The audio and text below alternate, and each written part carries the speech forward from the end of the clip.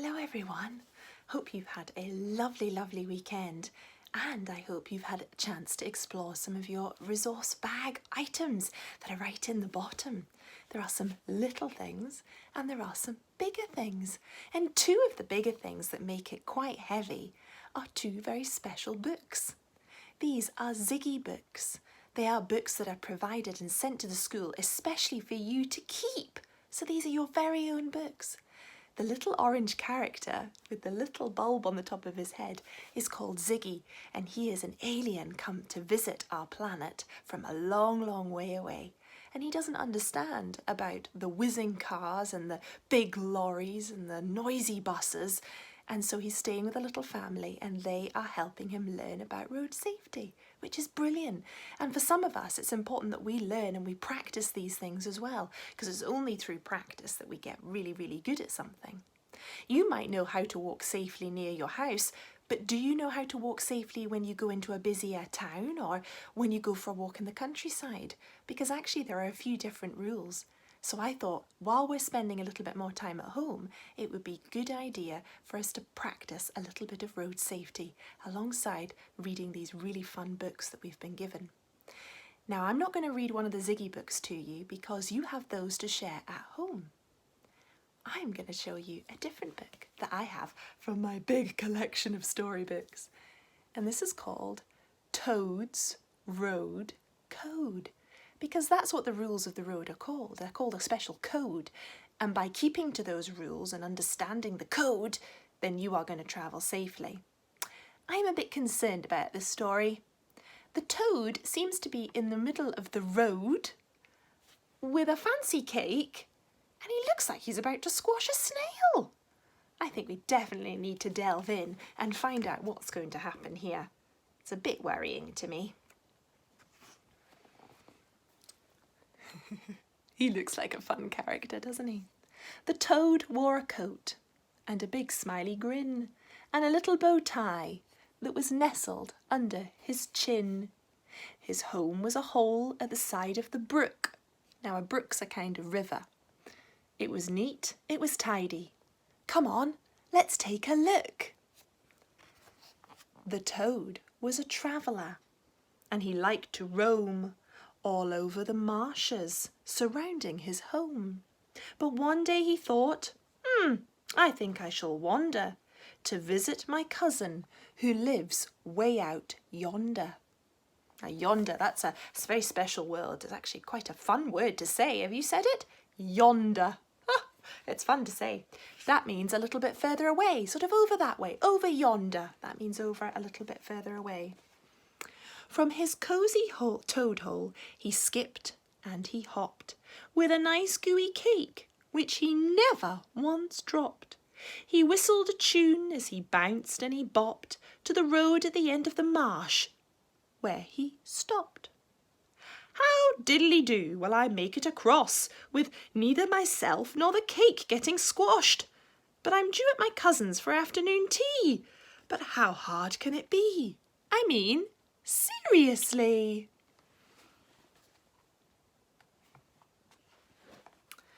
So he straightened his tie and set off at a pace, with a hop, skip and a jump and admirable grace.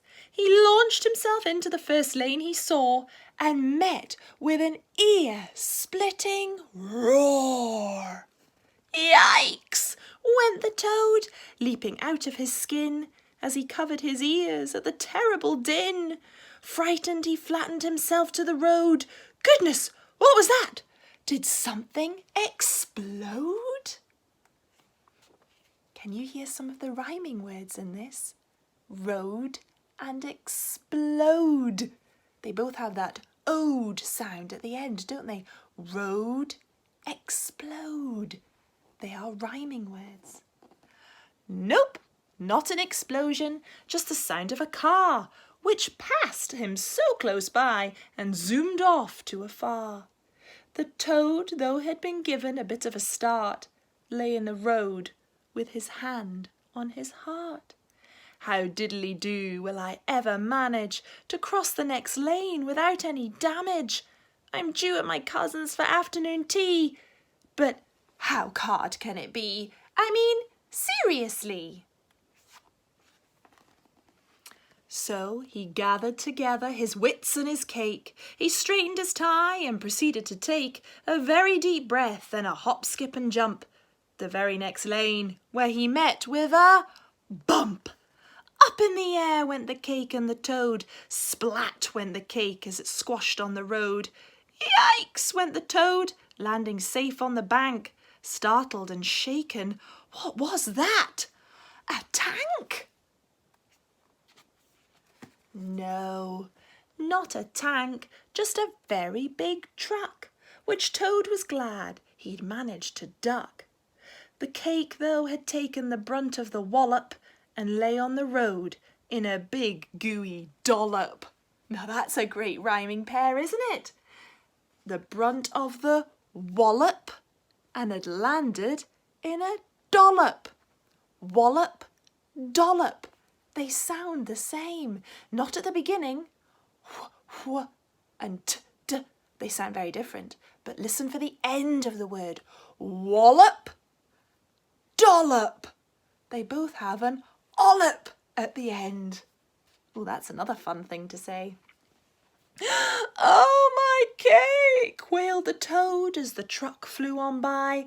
But he brushed himself down, then straightened his tie, and picking up all that remained of his cake, carried on to his cousin's small house by the lake. Hello! How do you diddly-do, said the toad. Oh, I am glad to see you. And goodness it showed. Come on in, said his cousin. Sit down if you're able. We'll have some nice gooey cake at the table. The toad sat with his cousin, a frog. They nattered of frog and toad things and of family matters. Then finally their chat came round to the road and how to cross safely the road safety code. Toad road code. Stop. Stop at the drop. It's too dangerous to hop. Look for things wheeled. Better keep your eyes peeled. Listen all around. Can you hear any sound? If there's nothing that you can see or hear, then hop right across. Have nothing to fear. So those are some great rules, isn't it? Stop at the drop. It's too dangerous to hop. Look for things wheeled. Better keep your eyes peeled. And listen all around. Can you hear any sound?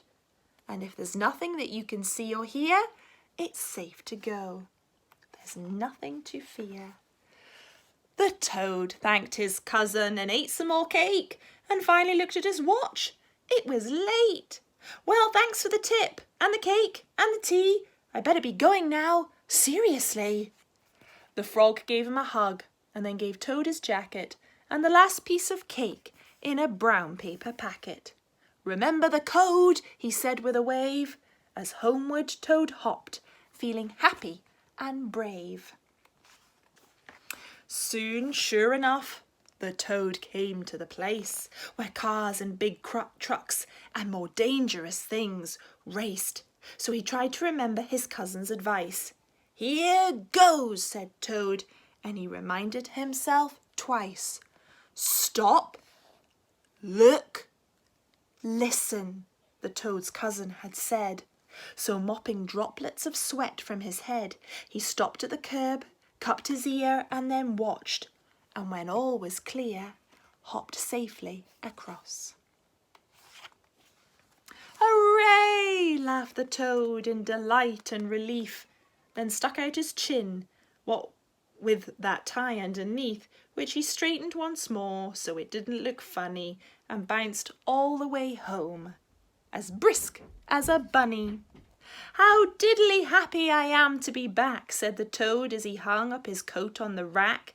He loosened his tie and said loudly, yawning, "Ooh, I think I shall go visiting again in the morning." The toad wore a coat and a big toothy grin, and a little bow tie nestled under his chin. He lives in a brook by a marsh near a road, which he crosses quite often, all thanks to the code. Can you remember the code? What does this one mean? Stop at the drop. It's too dangerous to hop. Look for things wheeled. Better keep your eyes peeled. Now this doesn't mean actually peel your eyes. No. It just means to have your eyes open wide and looking left, looking right all the time. Keep checking. And then this one, what was that one? Listen. Can you hear any sound? If there's nothing that you can see or hear, then hop right across. You have nothing to fear. I hope you enjoyed that story. Next time you're out and about, try and remember to do as the toad learnt to do. Never race across, never run ahead of Mummy and Daddy. Always hold their hand and remember those 3 things. Stop, look, listen, and then you'll know there's nothing to fear. Bye-bye. See you soon.